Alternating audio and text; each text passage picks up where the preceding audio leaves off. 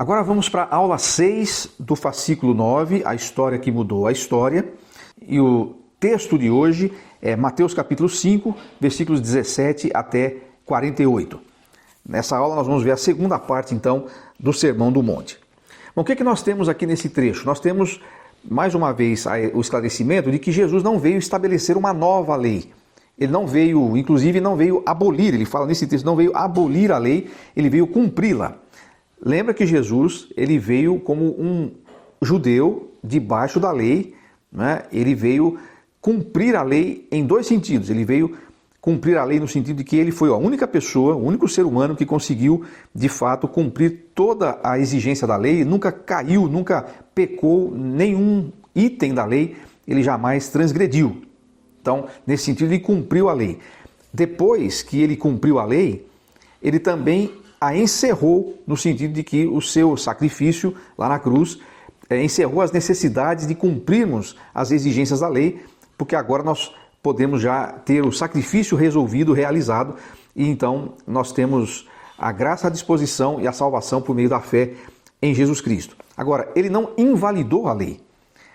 No seu tempo ele a cumpriu, e ele continua apontando para a lei para dizer, olha, a lei ela não pode salvar, mas ela pode apontar o pecado do seu coração e fazer você buscar o refúgio que você precisa. Além disso, nós encontramos que Jesus está mostrando aqui, não, como eu disse, uma nova lei, mas ampliando o sentido que já estava lá, o sentido subjacente, quer dizer, o que está por baixo, o que estava nas entrelinhas do texto lá de Moisés, e ele vai mostrar isso em alguns exemplos que ele cita nesse trecho que nós vamos estudar hoje. Então, por exemplo, ele começa dizendo lá, vocês ouviram o que os antigos disseram, não matarás.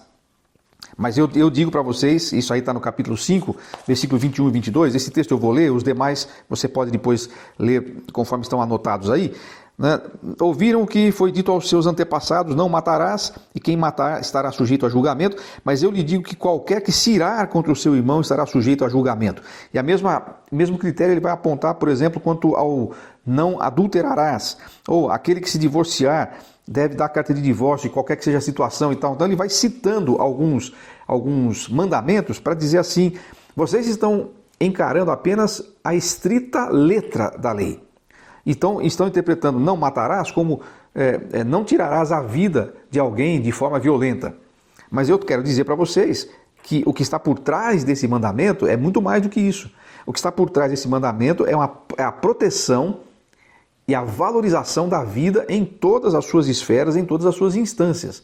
A reputação de uma pessoa não deve ser atacada porque isso é a vida dela. A honra de uma pessoa, a dignidade de uma pessoa, tudo isso estava ali naquele não matarás. Então não é que Jesus está criando uma lei nova, ele está dizendo o que aquela lei queria dizer. Quando ele fala, por exemplo, não adulterarás, no sentido de que não é só você ter uma relação sexual com uma pessoa que não é o seu cônjuge, ou como nós diríamos hoje no popular, não ir para a cama com a mulher que não é sua, ou com o homem que não é seu, não é com quem vocês não são casados. Ele está dizendo mais do que isso. Quando você deseja no seu coração, tem um pensamento impuro em relação a uma mulher, mesmo que você não concretize o ato, isso já quebrou esse mandamento. É claro que é uma diferença, não só nas consequências, mas inclusive no tamanho do ato. Né? Você odiar uma pessoa, ou você dizer ela morreu para mim, é pecado, mas não é crime. Agora, você matar a pessoa, além de ser pecado, é crime. Então, há diferença.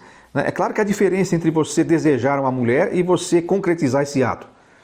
Mas isso não significa que essas diferenças, ou essas dimensões, e até o tamanho do pecado, torne o pecado no pensamento menos grave ou com menos consequências. É uma quebra do mandamento de qualquer jeito. É isso que Jesus, no fim, está dizendo aqui. E ele está, então, explicando que se você for descer ao âmago da lei, ao que a lei essencialmente, nas suas entrelinhas diz, não é só que vai ser difícil. Se fosse só a letra da lei, já seria muito difícil. Na realidade, já seria impossível. Mas com essas interpretações e com essa explicação, o que acaba sendo a única conclusão? Eu não consigo cumprir essa lei. Justamente por isso que ela foi dada. E Jesus está confirmando aqui, era isso mesmo. O que a lei mostrava é a sua incapacidade. Você não é competente para cumprir a lei por si mesmo. A lei aponta o pecado. mais para frente, no estudo que nós vamos continuar fazendo, você vai encontrar uma explicação teológica disso através de Paulo, lá na carta aos Romanos, por exemplo, ou mesmo na carta aos Gálatas. O que ele vai dizer é que a lei não foi dada para salvar. A lei foi dada para apontar o pecado, e apontando o pecado, apontar a necessidade de um Salvador. E Jesus está deixando a coisa ainda mais complexa, que se você tinha alguma dúvida, então agora você acabou com qualquer uma das dúvidas que você podia ter. Não somos capazes de cumprir. Por que ela foi dada então? Para que a gente pudesse reconhecer o nosso estado de pecaminosidade. E ele continua falando isso em relação aos juramentos e tal. E aí ele vai citar uma lei, eu quero só fazer um comentário sobre isso aqui, porque é um dos pontos aqui importantes. Ele vai citar a lei do talião, olho por olho, dente por dente. E ele diz, olha, vocês ouviram isso, quer dizer, a vingança, ela precisa ser feita, mas ela tem que ter um limite. Na verdade, é uma coisa importante aqui que a gente precisa entender à luz do contexto histórico lá do Velho Testamento. A gente olha para esse negócio de olho por olho, dente por dente, dá a impressão que Deus está incentivando a violência e incentivando a desforra. Na verdade, está colocando um limite aqui. Ele está dizendo que, e alguns inclusive interpretavam não literalmente, não é que se você teve um olho furado, você vai lá e fura o olho do seu agressor ou da pessoa que fez isso, mesmo que por acidente.